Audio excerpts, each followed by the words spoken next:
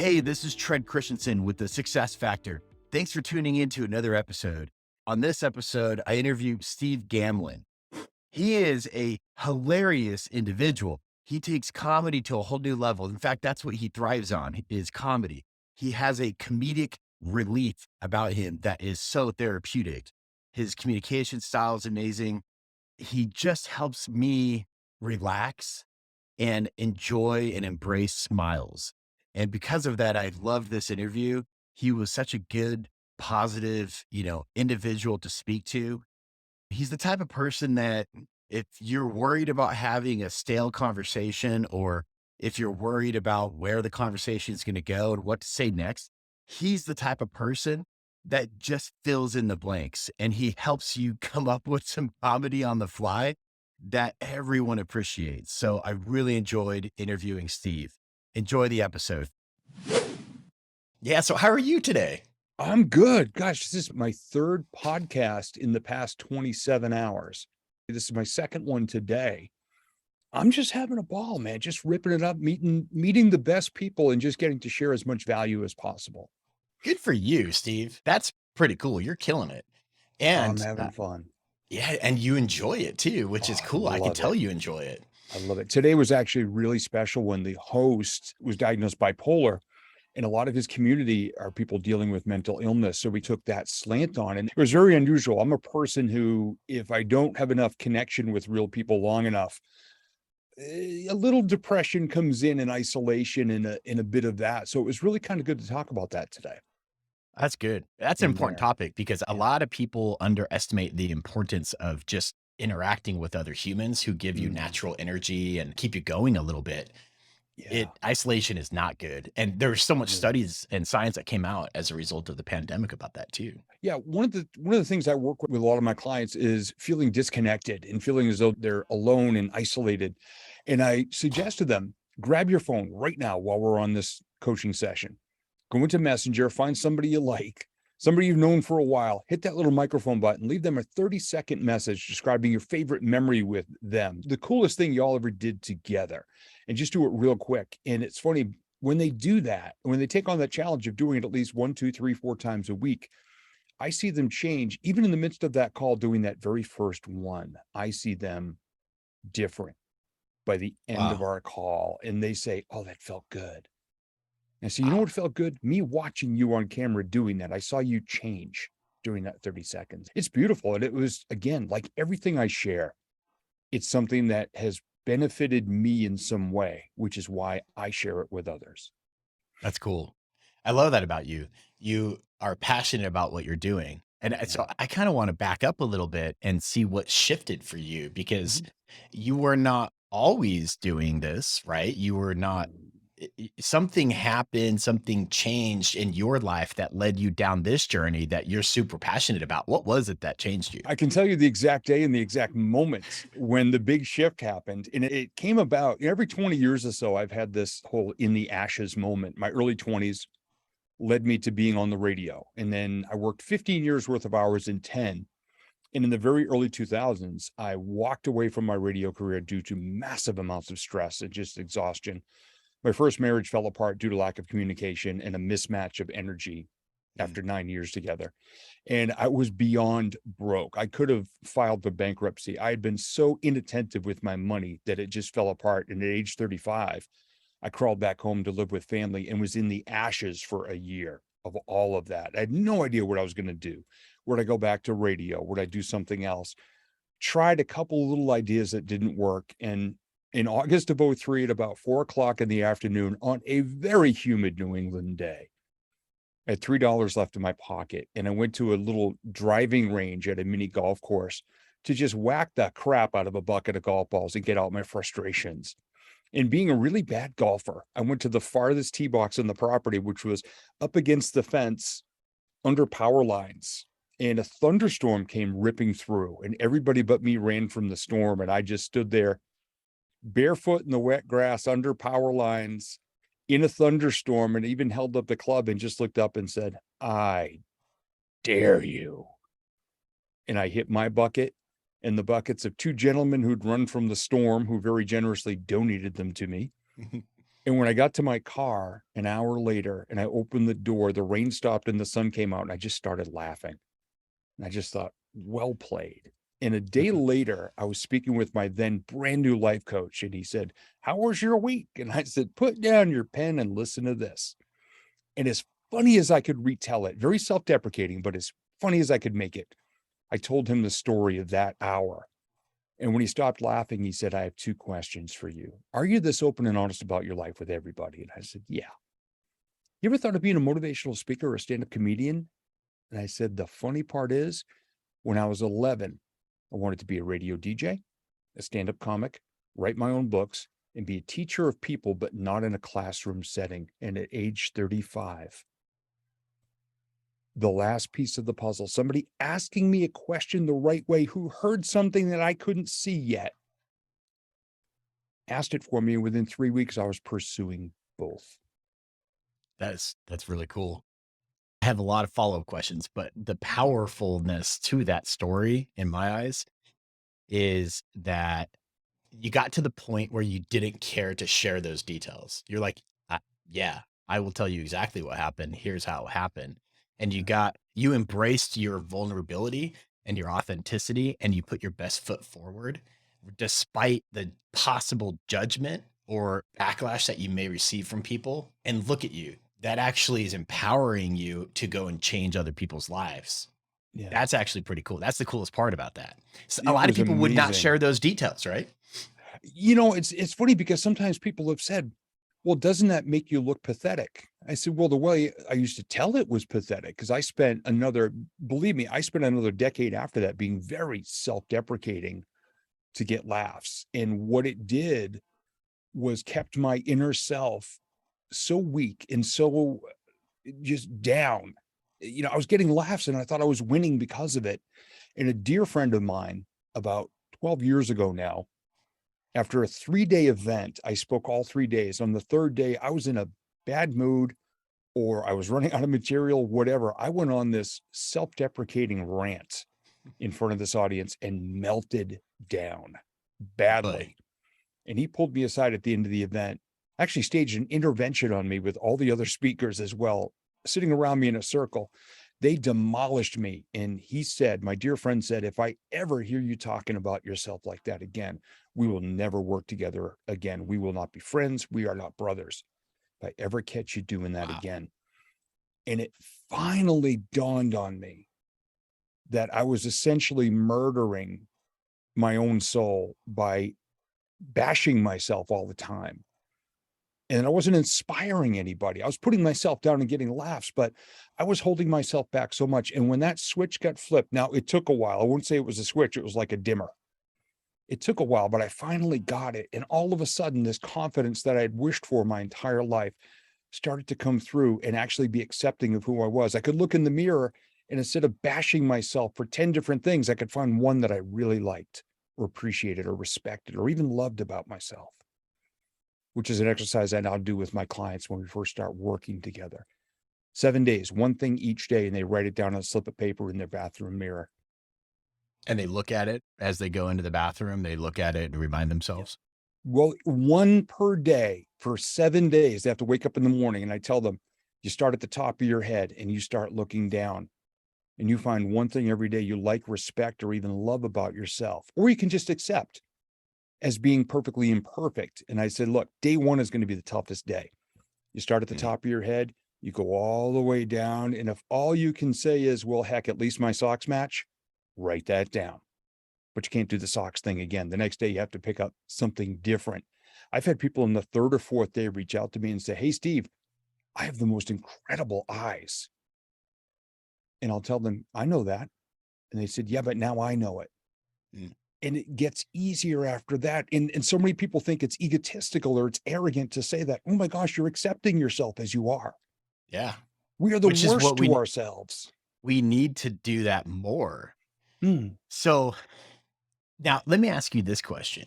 mhm, How do you do the vision board? Because what you're saying is kind of similar to like a vision board, right? If you come up with something you like about yourself and you just write the words down and you look at it on a daily basis, very mhm. similar concept to a vision board, right?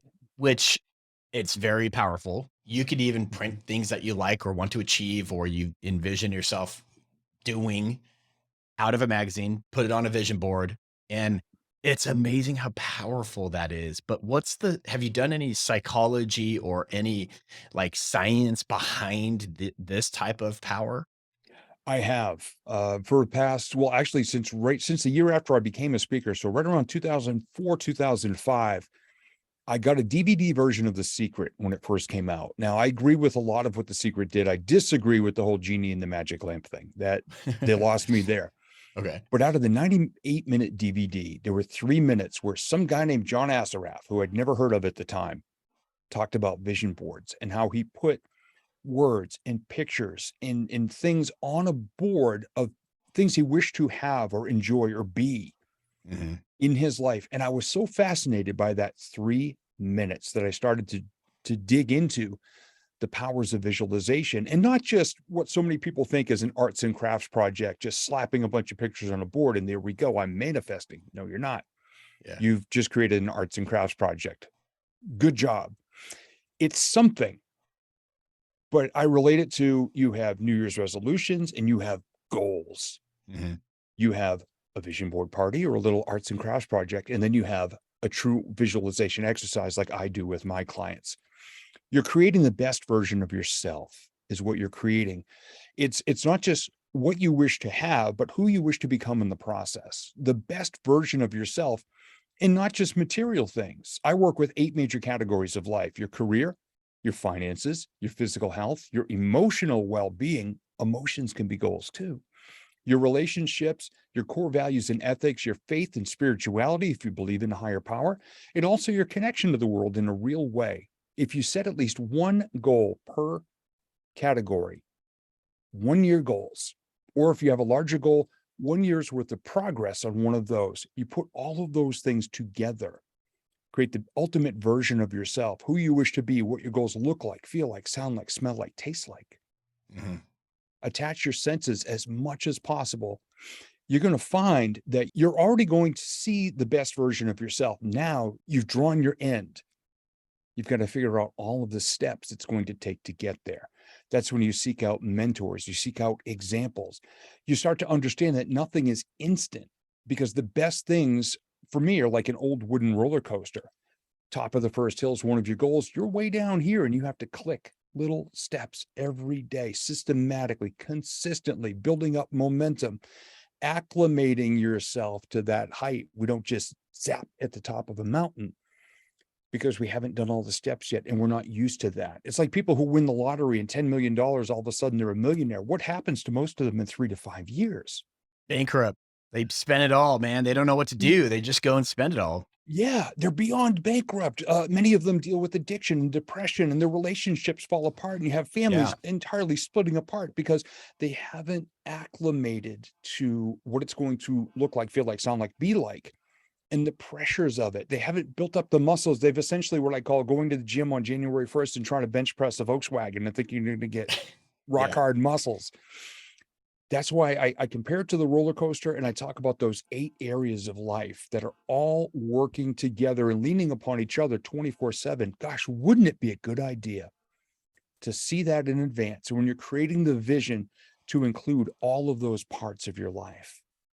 It'd be amazing. I think that's actually very powerful. It to me comes across as overwhelming. And I wonder if maybe people need to take just baby steps, just one step at a time. Come up Yeah. with one of those categories, come up with your vision or dream or goal around one of them, and then start adding additional as you make progress against that. So that over time you can hit them all up. But a lot of people, I think, get overwhelmed by how much perceived effort has to go into making significant changes, but they lose sight of the fact that real change happens slow. Good things happen slow. If it's fast, it's probably not going to be helpful. It could potentially hurt you. And that goes for a lot of Mhm. things in life, even wealth, even money, right? If you win the lottery tomorrow, yeah, it may screw you up. If you lose a ton of weight, bad in a short time period. If you want to go and start a business and you knock it out of the ballpark on day one, yeah, that doesn't really normally happen. Good money tends to move slow. Good things that are good for you tend to take a lot of time and take a lot of effort over Mm, that same amount of time. So just yeah. taking baby steps, Yeah. you know what I mean? Yeah. I mean, Rome wasn't built in a day, right? We could summarize Right. all that into that. Yeah, Rome wasn't built in a exactly. day. Exactly. And like you said, with the weight, you see all these products and programs out there, lose 85 pounds in 30 days and all of that, or like the liposuction or these, cool sculpting and all that. Mhm. What they're failing to address are the attitudes and behaviors that got them that way in the first place. Now, all you're doing is making the belly disappear, but you haven't changed the habits that contributed to it in the first place. What happens within 30, 60, 90 days? The belly is back. Oh my gosh. I've known people who've gotten gastric bypass surgery who were told what to do to maintain, and they never changed their eating habits. They broke the band. They kept eating Wow. so much, they actually ripped the elastic band in half Wow. because they didn't change the behaviors. That's pretty interesting because I mean, that's a really good perspective too. If you Yeah. don't address your behaviors, if you don't make the necessary changes and shifts, then you're going to artificially accomplish something that won't last, right? Yeah. And it takes time. It takes effort. Like these teenagers today, they seem to want it right now. They seem to want everything.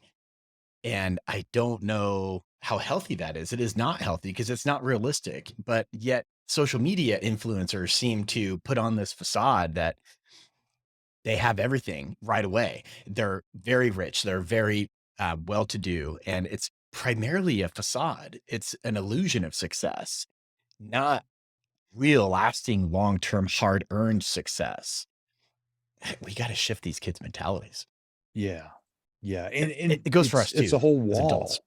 Yeah. I mean, gosh, I'm 54 years old. When I wanted to learn something or to do something or research something back in the day, go to the library. I would drive halfway across town to go to the library, but now we have it instantly at our fingertips. And unfortunately, that's how this new generation is being raised. It's just the way the world is now.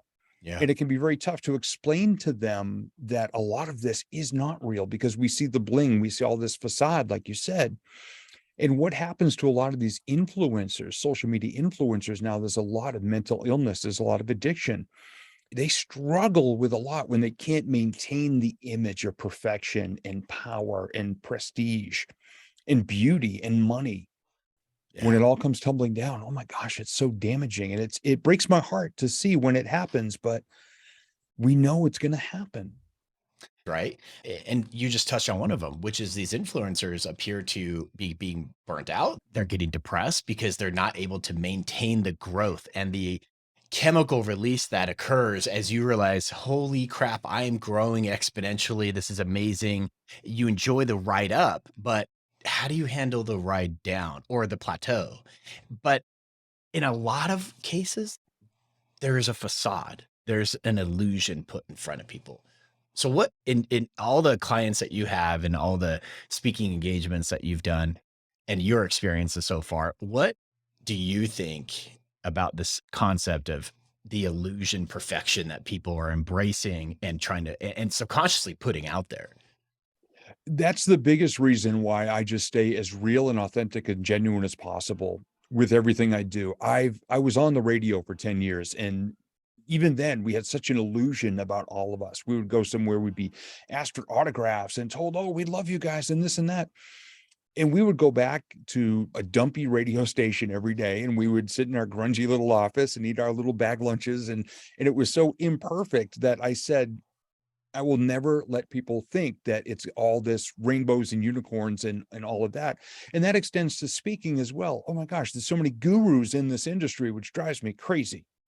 People say, "Oh, this person has it all and this and this and this." It is not true. So anybody who is out there, no matter what you do for a living, I highly encourage you to be authentic and genuine. And even if things aren't perfect, let the world know things aren't perfect, but you're a work in progress. I've been all across the country speaking before, and people think, "Oh my gosh, you're like Tony Robbins." No, I'm not. I'm me. Yeah. Yeah, you're And Steve. even Tony isn't the Tony that a lot of people think he is. Gosh, he had to create his own little special called I Am Not Your Guru to just be real with people and let them know. For me, I'm a regular blue collar backgrounded guy. I brought the work ethic and the core values into everything I do as a speaker. It does not make me better than anybody. It makes me better than the person I was 10 years ago or Mm. 1 year ago. And that's the approach I take with everything I do. Nothing I touch is magic. It's all consistent action, building momentum, and being as genuine and authentic as possible. I never want to mislead anybody to think I'm better than who I am every single day. What do you think is the biggest culprit to this shift in society today? I think a lot of people just it's a generational thing, keeping up with the Joneses. It's just that the Joneses are just different. Back in the day, it was a family that had 2 cars or a Mhm. pool or maybe a vacation home somewhere, and other people tried to be that. Now it's all the bling and all the everything that's shown on social media. Oh, they have it all. Well, in the personal development world, many of the videos you see of these gurus talking about success, they rent the Lamborghini, they rent the mansion, they rent the helicopter, they rent the jet. There's a recording studio in California that is made to look like the inside of a private jet, and people film in the recording studio in the building, making everybody think they're on their own private jet. That's a big problem for me. Wow. It really is. It's this But whole fake people Hollywood are thing. yeah, people are actually soaking that up though, which is part of the problem. People are Yeah. actually embracing it. They're enjoying it. They're hitting that up. They're sharing it. They're commenting, which is part of the problem because I don't think most people understand that how easy things can be faked. I don't Yeah. think they're probably not talking about or even digesting and decoding the fakeness behind what they're looking at. Yeah. I don't know. I don't understand why people are just soaking it up as real and enjoying it. Yeah. Okay, here's another question for you, Steve. Mhm. How do we get society to embrace vulnerability and authenticity more and put off the fakeness, illusions of perfection that are constantly being portrayed?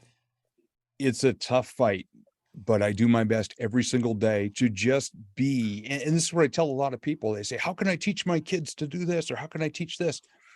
Be the best living example of it every day. How? Acknowledge the fact that What you're do we not tell these perfect. people? Like, what can I do? What can others do? What's an actionable change that could be taking place right now, here today, to put forth that more authentic self? Understand the line between being authentic and putting yourself down, because so many people have other people around them. Well, you can't talk about that, or Yeah. you're not successful because of this, or you're not attractive enough, or you're not this, this, this. Hey, I'm not perfect at all. At all. Believe me. And I've got a meme I created years ago in my old recording studio. I was holding a piece of firewood because that's my brand, motivational firewood guy. And it said, hair not perfect, face not perfect, smile not perfect, brain not perfect, body not perfect, kicking butt anyway. That's cool. And I just put the best in it. And somebody, every time I post it, somebody says, "Oh, Steve, how do you know I needed that today?" I said, I woke up and I needed it. That's why I took that picture and Yeah, created that message.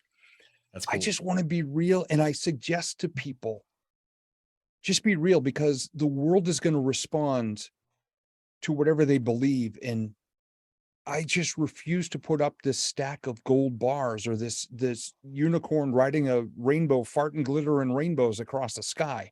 Mhm. I'm a regular everyday guy who's figured out a way to make his life incredibly enjoyable, loving, accepting, respectful, successful, in head over heels in love with my wife Tina for 15 years, because I just wanted to be the most real version of myself. Everything I write, everything I create, the Facebook lives I do, the YouTube videos, all the podcast interviews, there's nothing about this that is fake or rehearsed, or I don't use words that would get me 32 points in Scrabble. I just speak of who I am. And every night when I look in the mirror, I can say, you did good today. You were a good version of Steve today. And I wake up in the morning and I just say, I just want to be the best version of myself. And I can tell people that until I'm blue in the face. But what I try to be is the best living example of it. And I've had other people come to me after speaking events and say, you were the most real person on that stage today.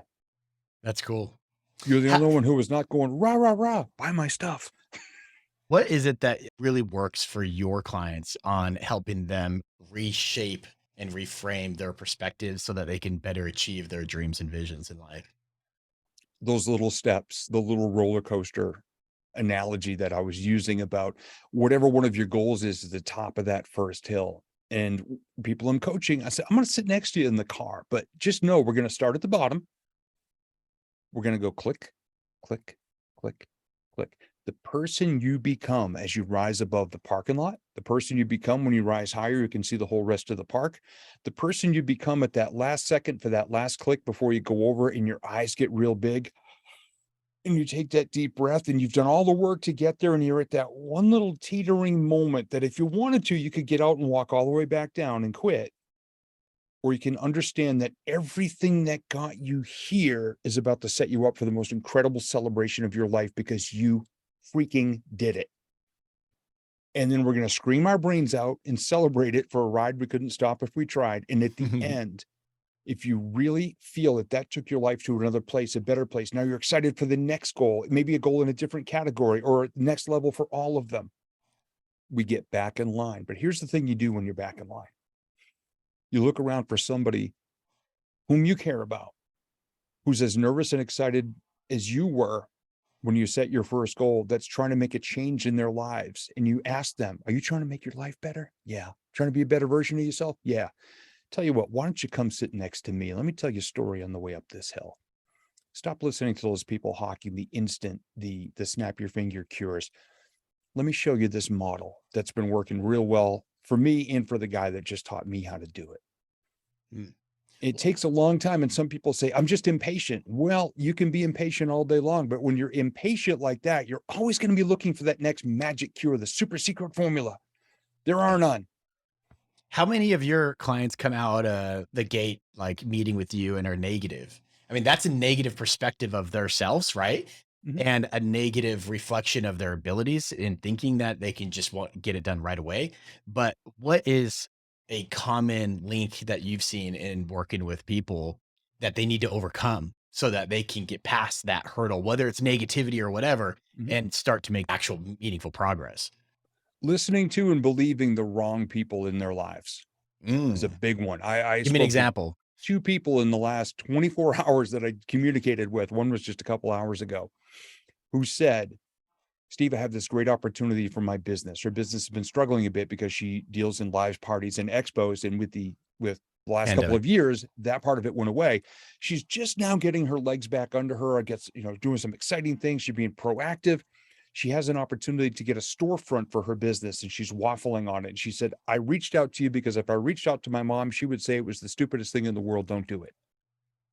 Mm. I said, wow. A, I'm honored that I'm the first person you reached out to. But B, this is why. And there's a lot of people who have that in their lives. And some people disguise their negativity and judgment, meaning the people outside my clients, by saying, hey, I'm just keeping it real. And I tell them right up front, I said, this is what you're going to hear from a lot of people. Just because you're working with me, you're working with a coach. You don't need a coach. Just, I'm just keeping it real. And I'm telling you this because I Right. love you. Your idea stinks, Right. but there's so many people out there who believe people like that. Now, does it mean all these people are bad? No, it just means that they may have the fear, so they may never have gone for it, or they're from a generation that just didn't do things like this. I lost my dad almost 4 years ago, and he would ask Mm. me every once in a while, he would say, so let me guess, let me see this. You get paid really well to get up on stage and tell stories to a whole room full of people, and then they invest in your programs and stuff. I said, yeah. He goes, what do you tell them?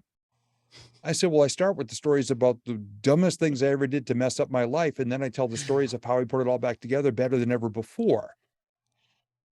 He goes, I watched that whole thing happen. I said, yeah, I didn't charge you for it. And he would laugh, but he would still not quite get it because he would get up every day and go to a 9 to 5 job because that was his Yep. generation. Yep. Yep. And it's the world has shifted so much. It's so different. We have so many more opportunities. God, 20 years ago, I could not have thought to just be dressing nicely from the waist up on a camera, talking to people all around the world. It's And so here true. we are. Negative opinions and negative perspectives or lack of creativity and lack of positive reinforcement or encouragement can really hold you back. I've Oh, experienced it, huge. but you have to get to a point where you just go, yeah, yeah, yeah. I get your opinion. Thank you. But it Mhm. doesn't derail you. You push past that no matter what. And a lot of times it takes something so that you're so passionate about that no matter who or what or when it comes at you that's negative, your passion carries you past that and it doesn't hold you back. Yeah, And it's exactly. so true. Like a Yeah. lot of people experience that. Yeah. And I believe the biggest key to that, and you just touched on something, if I can just share this real quick. Yeah, go ahead. No, in taking your passion, but also marrying it with your deeply felt from your gut, emotionally connected why you want something. Mm, And why is a big thing. Simon Sinek has a book called Start With Why, and I love it. Now, some people are just talking about what's your why? Know your why. I take it much deeper by saying emotionally connected and gut driven. Know why you want something. And it can't just be because it's better than what I have now, or it's more than, or whatever. When you have an emotional connection to why you do something and such a fire in your gut, that is the gas in your tank. And that is what is going to keep a pebble from becoming a Jersey barrier. And if you think of remember the Roomba vacuums when they first came out? yeah. They weren't exactly intelligent yet. They would just kind of go. Right. Now they learn the whole room. They're freaky now. It's Terminators, but with brushes. The old ones would just go and they would hit something and they would instantly back up and just go somewhere else. Well, that's what Yep. a lot of people do when they have weak goals and not a connection to it. They see that they hit the littlest bit of interruption or turbulence and they go, well, I guess that wasn't worth it. And they go somewhere else. Mm, You gotta, if you know your why, you're gonna go over, under, around, or through. In the last couple of years, it was like a big clump of trees that fell on a mountain path. Some people will go all the way back to the bottom of the mountain thinking, well, I guess it's not my day. And they'll sit there with the porta potties and a rotted picnic bench and stay there instead of realizing these trees don't go on forever. I can walk to the tops or the bottoms, go around, I can climb up and over, I can dig under, I can do something. I want to be at the top of that mountain so badly, I'm going to get through this. That's what I people love need that. to have. They need that. They need to have that clear vision and that clear end in sight in their mind. The vision board helps you achieve that because Yeah. you are focusing on something bigger and past those fallen trees so that you can Mhm. get the motivation to keep going. That's how life is, man. I Yeah. mean, we're always going to come up with reasons not to do something. And you tell your friend or your family or your spouse that you're going to go and do an X, Y, and Z, they're going to do the same thing. Oh, well, that won't work. There's 50 other podcasts out there or 5,000, 500,000 other podcasts. Why is yours going to be different? Who's going to listen? Yeah. It don't matter. Do it because you want to do it, Yeah. because you're excited about it, and because it Oh, makes you yeah. feel good. And the And take world baby knows steps. when you're excited. That's how we should be interacting with people is look for the positive Yeah. and give them encouragement. Yeah. And it's not something that every parent, my parents weren't the best at it. I mean, they encouraged me, but Mhm. there's times where they were just pessimistic and negative and like, yeah, that won't work. Right. Or they Yeah. come up with the barriers. Everyone can identify the first, second, third, fourth barrier as Yeah. to why it's going to be hard for you to succeed. But nothing in life is free. Nothing is easy.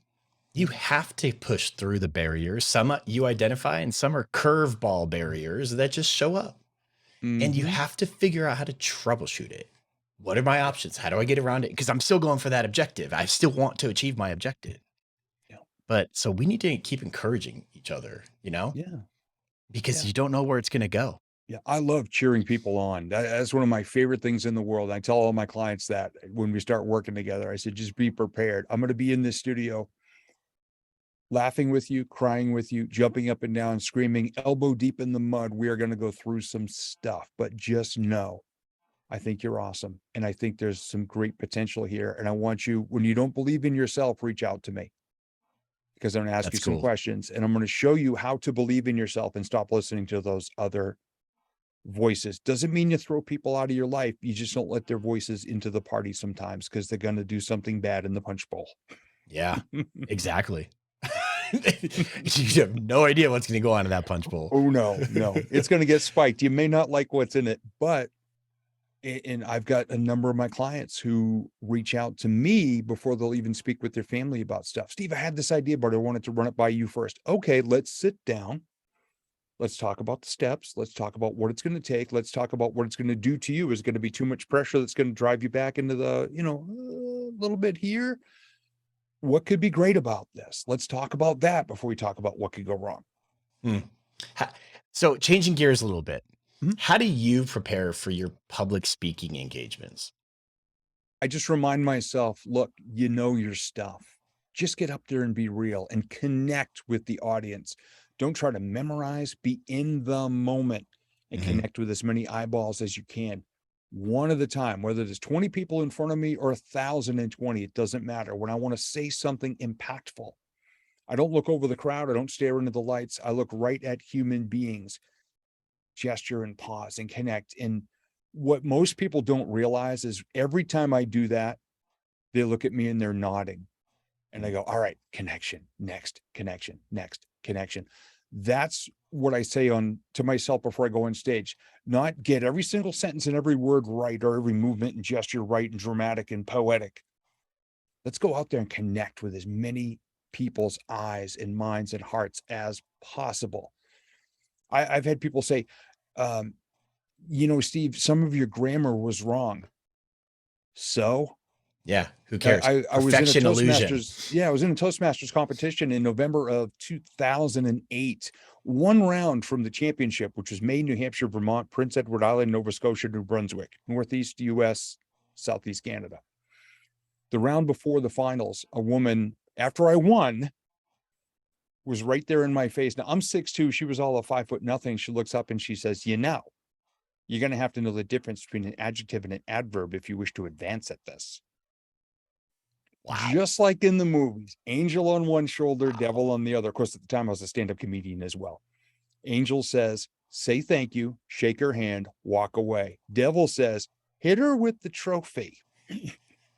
Like I won being imperfect. And 2 weeks later, I drove 7.5 hours up to Canada to speak for 6.5 minutes and won the whole darn thing. Still not knowing the difference between an adjective and an adverb, and probably made the same mistakes again. It doesn't matter. I connected with an audience. I connected with the judges and I won. That's all I care about. Dude, that's powerful In because that is what we all should be focusing on. And it is a massive factor to your success and should be everyone's factor to success is how are you connecting with humans? How are you making a difference to other humans?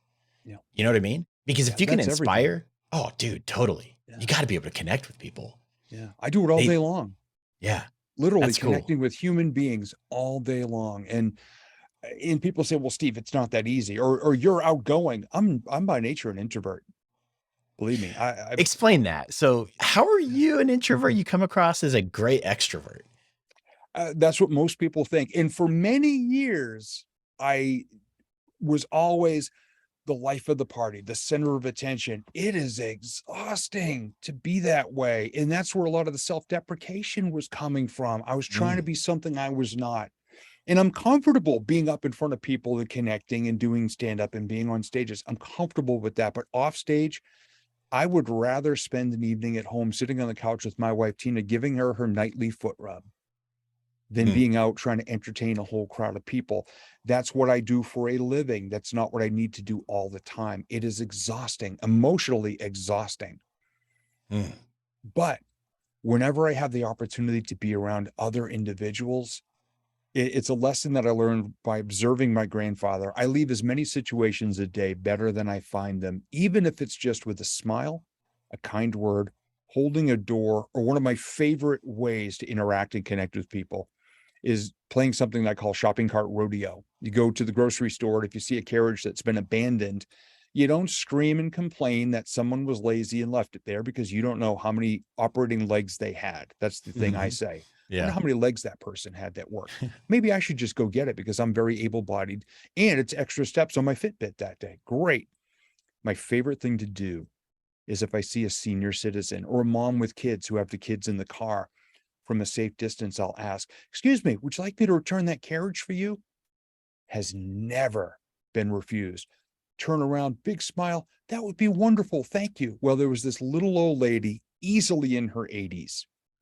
And all that was left in the carriage was her purse. And I said, ma'am, do me a favor before I get over there. Take the purse out of the carriage, because you see these cameras up here. I do not want footage of you beating me up thinking I'm trying to steal your purse. That would be embarrassing. The cackle on this little tiny 80-plus-year-old woman, the deep laughter and cackle I could still hear 40 feet away when she was in her car. I was not having a good day that day. And I looked up and I said, I was supposed to be here. My day was changed in that moment because of a connection I had with one amazing little person in a That's parking awesome. lot. I So love I it. do that every day now. You go out of your way to look for all those opportunities, and you Oh create yeah. them, and it has so many dividends, not only for yourself but for others. Yeah. We need to all do that, but it's crazy. Like it seems like society in mass is doing the opposite, but we need to actually embrace the change. We need to be the positive that is needed because what you focus on grows. If you focus on those opportunities and focus on positivity, you're going to create positive outcomes, positive thoughts. I keep telling my kids this too. If you focus on negativity, then you're going to be negative. You're going to have negative outcomes. If you Mm-hmm. think you're going to fail at something, you're likely to fail. But if you envision yourself succeeding, who Yep. knows where you're going to go? And as Yeah. long as we keep embracing the positive, holy crap, we as a society, as the individual, as whatever role we have in life, would be unstoppable. I love Yeah. that, And dude. you're right that there's so much negativity and noise and chaos and drama out there that when you're the one person who is positive, when everybody else is either complaining. I mean, have you ever been in an airport when a flight got canceled and all Oh, of a sudden totally. everybody went to the counter and was screaming Yep. at the poor clerk who was not the Yep. pilot, who was not the weather person? And a friend of mine last week went through this and he put a post on Facebook and he tagged me. He said, I just had my Steve Gamlin moment. My flight got canceled. Everyone was screaming. And he said, I used Steve's phrase when I got to the counter and said, I hope I'm the meanest, nastiest person you have to deal with the rest of your shift. Hi, my name is, and I need to get a flight home. And he said, the person behind the counter shifted just like that. Yes, sir, let me help you with that. And just for that one dealing, for that moment, the energy was amazing. And I love doing that. My wife, sometimes when we're out, we've had a couple of flights get canceled, and she Yeah. says, go be charming. And she Mm. goes, oh, they gave us 2 seats. We're not together anymore. Go do your charming thing and see if we can get seats together. And I went up, I put my gym bag on the counter. I said, hi, my wife and I have been together 15 years. For some reason, she still digs me. Now, there may be a bottle of rum in this bag here for you. Is it possible we could sit together on the way home? And one starts laughing. The other one types it up, hands the ticket, says, here you go, sir. You're all set. Thank you. And I grabbed the That's bag. awesome. She goes, we can't accept gifts. I go, that's okay. There's no rum in there anyway. And she's like, oh, you tricked me. And they're roaring laughing and I'm laughing. And I walk back and my wife says, only you, Yeah. Yeah. only you. Because you have a gift. And when you have that gift, you got to spread it, man. Like, Yeah. and we can all do little things too. Have you ever gone to a fast food place, a Starbucks, anywhere where you go to pick up something and there's someone providing that service to you? Lately, they seem to be like teenagers, Yeah. young kids. But have you ever just stopped to give a compliment? Yes. Just, hey, I love your hair. And oh my gosh, their energy shifts in a second. And you probably make their day. You probably make their week.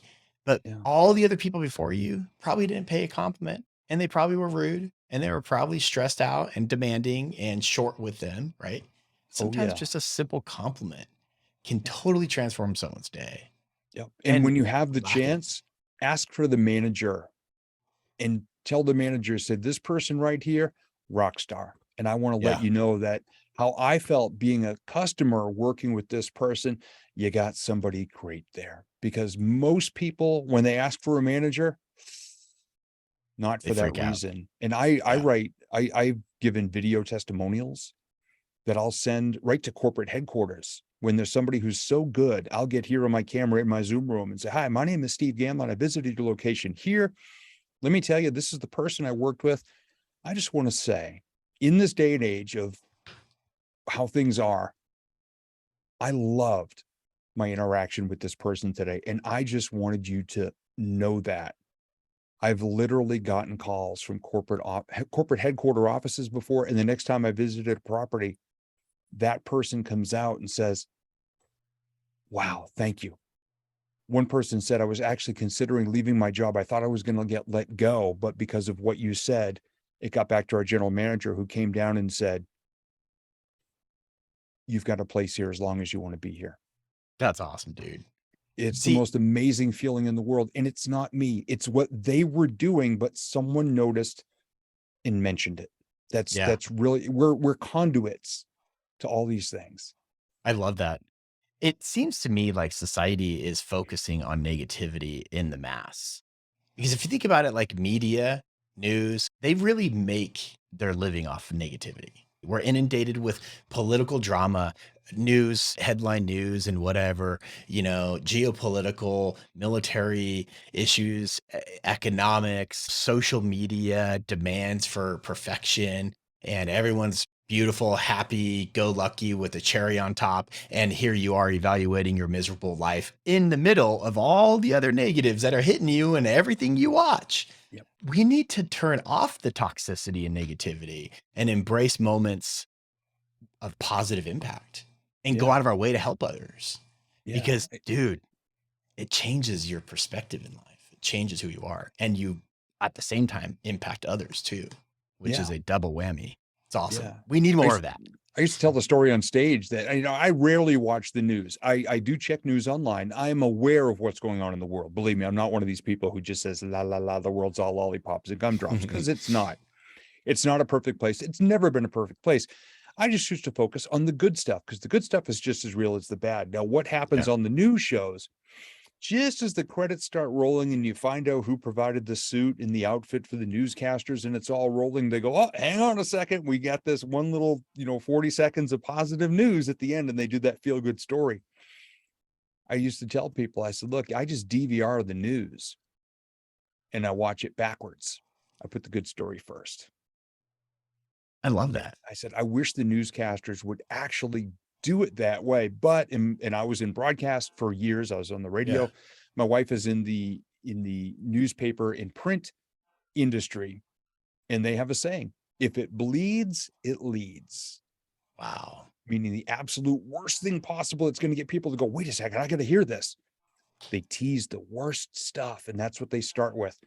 Gosh, the good stuff's just as real as the bad. Why can't you mention that first? I mean, Yower Yeah. Radio, it's all positivity and guests and conversations and humor. In my part, I bring, humorous learning as well. And it's just as real as the bad stuff. And we've got a lot of listeners every month that listen to us from all over the place.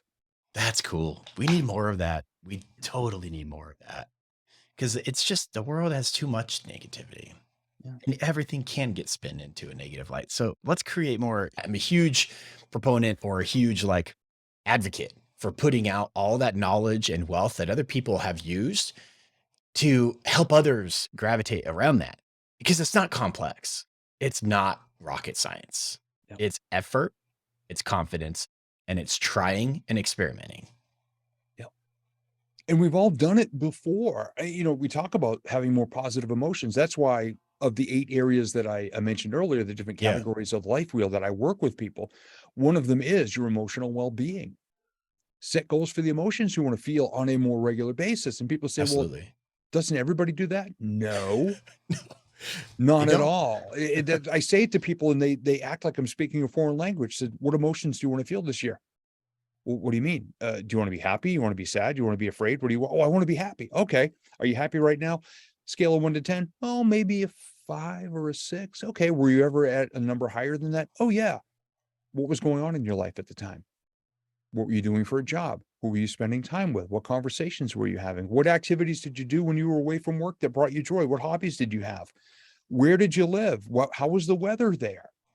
And I start to ask them if they felt it before, they can start to identify what they were doing, what they were thinking, how they spoke with others, how they spoke about themselves.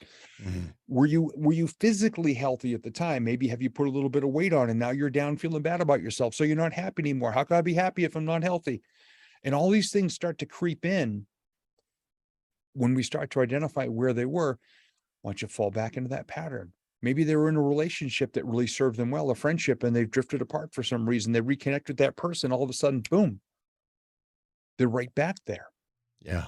There's so That's many cool. factors that go into this. And that's why I think it's very important to set one goal per year in each of those categories because, and I know you said a lot of people might find it overwhelming. The way I explained it is you might be amazed at how one of them can impact 1, 2, 3, 4 others. You take care of your physical health, you eat well, you exercise. I stopped drinking alcohol 16 months ago because it was a very lazy habit that every For night I you. would have the tall rum and coke and it was just Yeah. numbing and draining.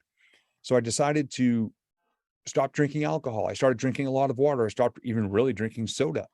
I ate better. I got healthier. I got better sleep. What did that do? Gave me more energy during the day. When I had more energy, I could work more. When I worked more, I made more money. When I made more money, I could buy back some time and freedom and spend more time with my wife, Tina. And my family and I also have our own nonprofit. It's called Beach Bum Philanthropy. We help out and support several local homeless shelters and people who help the homeless and in need. Well, when I could do all of these things, my core values and my ethics and my faith and spirituality kicked in. I want to live serving others. Great. We could do more of that as well. It led to more connection.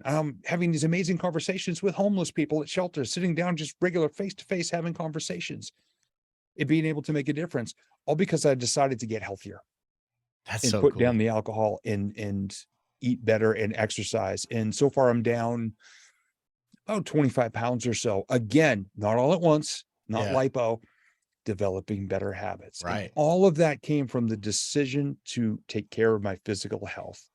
And And it has that's impacted amazing. every other spoke of the wheel. That's exactly what people need to do. They need to just make a positive decision today and get in the right direction. Yeah. You just take steps. Your first step of quitting alcohol. Well, I'm sure there were some steps before then, but Mhm. either way, that was a good step, right? And look at Yeah. everything that's happened since then. Yeah. And It's same thing. amazing.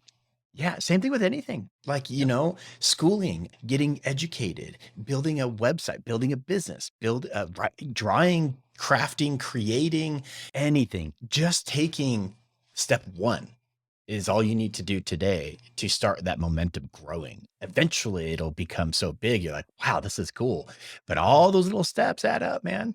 Yep. I love it. And And yeah, when you know why, I mean, I touched on it earlier, when you know why you do something, the biggest reason for why I wanted to take care of myself, better health physically.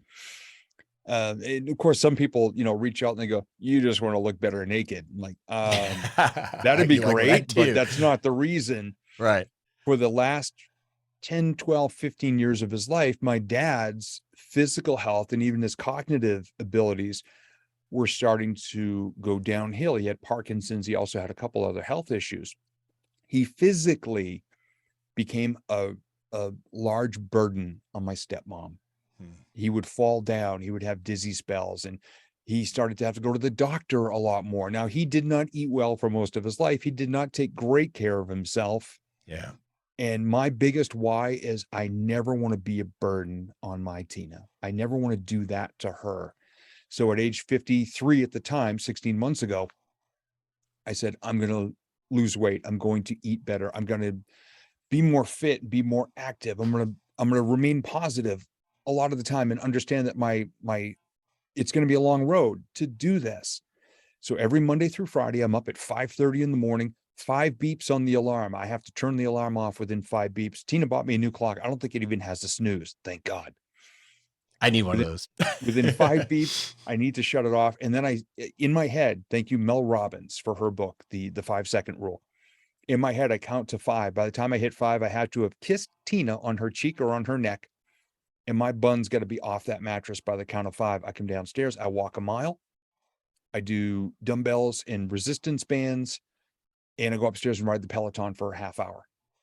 That's every Monday through Friday because I know I do not want to be a burden on Tina.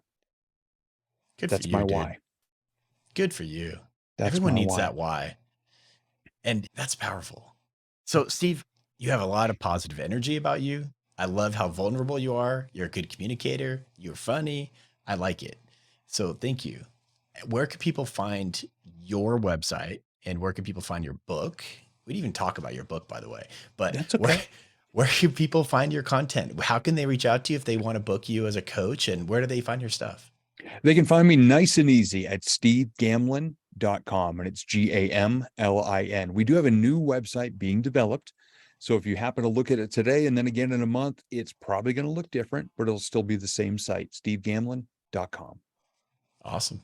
And that's where you can get a copy of your book as well. Or are you on Amazon as well? There's a products page on the website that has my books. The Vision Board Mastery Program is there, and people can just click on the calendar and let's have a conversation. I want to leave you a little better than I found you, even if we have a 15, 20-minute conversation. What is the Vision Boards Mastery? Is it like they don't have to engage you as a coach? They could just buy the mastery program. Why don't you talk about that for a minute? Yeah, when I was first starting to go through learning vision boards and visualization, and people have said, "Oh, Steve, did you get certified from the Vision Board Training Institute?" No, there is one, by the way. A woman genius started it at her kitchen table and created a certificate. It is what it is. No, I said, I learned it the hard way. I tried, I failed, I tried, I failed, I tried, I failed, I tried, I had a little success and went, ooh, write that down, write that down, write that down. As I started to create and pile up the successes, I started to talk about it at my speaking events. Then I started to do vision board events. And then people were saying, well, Steve, I can't afford to hire you to come in. It'd be great if you created a program. So I went back to my journals and went back to all my boards, and I created a 10-step process to hold people's hands from day one all the way through creating a vision board and then taking action. And people, the first objection is, oh, Steve, I went to a vision board party. Well, let me guess, the marketing started with, we're going to have wine, cheese, crackers, scissors, glue sticks, glitter, and magazines. They said, yeah. I said, you don't get loaded in my program. And you also don't gather pictures till module 7. Everything else, inside work and assessment and dialing in your why, what your goals are, who you need to connect with, who you need to become. It's the full on process. And the reason I created it, I couldn't find a program out there that I thought was worth anything. So I created my own, and it's done pretty well. I like it. Well, thank you. This was really informative. It was a joy to have you on and to talk to you and get to know you. I love what you're doing. All right, man. You enjoy the rest of your evening. I know you have done a lot of interviews lately, so thanks for squeezing me in and coming on the Success Factor. Is a lot of fun. Absolutely my pleasure. This was a blast. So thank you so much for putting your faith in me to be a part of this conversation. Yeah. Yeah. Well, and thanks for putting your best foot forward and putting all your energy out there and all your advice and insights. Best of luck to you and your clients, and hopefully they can achieve their dreams and visions that you're helping them kind of navigate towards. So thank you.